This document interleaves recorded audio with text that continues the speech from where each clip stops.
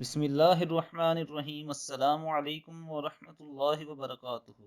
رسول اللہ صلی اللہ علیہ وآلہ وسلم نے ارشاد فرمایا کہ اللہ کے جس بندے نے مسلمانوں میں سے کسی یتیم بچے کو لے لیا اور اپنے کھانے پینے میں شریک کر لیا تو اللہ تعالیٰ اس کو ضرور بلا ضرورت جنت میں داخل کرے گا، الا یہ کہ اس نے ایسا کوئی جرم کیا ہو جو ناقابل معافی ہو، جیسے شرک و کفر اور خون ناحق وغیرہ۔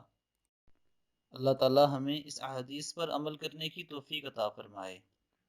میرے دوستو، میری آپ سے یہ گزارش ہے کہ آپ اپنے ارد گرد موجود لوگوں کا خیال رکھیں، بالخصوص اگر آپ کے ارد گرد کوئی یتیم موجود ہے تو اس کی کفالت کیجیے، اور اللہ کے نبی کی کہی گئی بات کے مطابق انشاءاللہ اگر آپ نے شرک و کفر یا کسی کا ناحق قتل نہ کیا ہو تو اللہ تعالیٰ آپ کو ضرور جنت میں داخل کرے گا۔ اور آخر میں میری آپ سے یہ درخواست ہے کہ میرے چینل کو ضرور سبسکرائب کریں اور بیل بٹن پر کلک کریں تاکہ آپ کو ڈیلی اپڈیٹس ملتی رہیں۔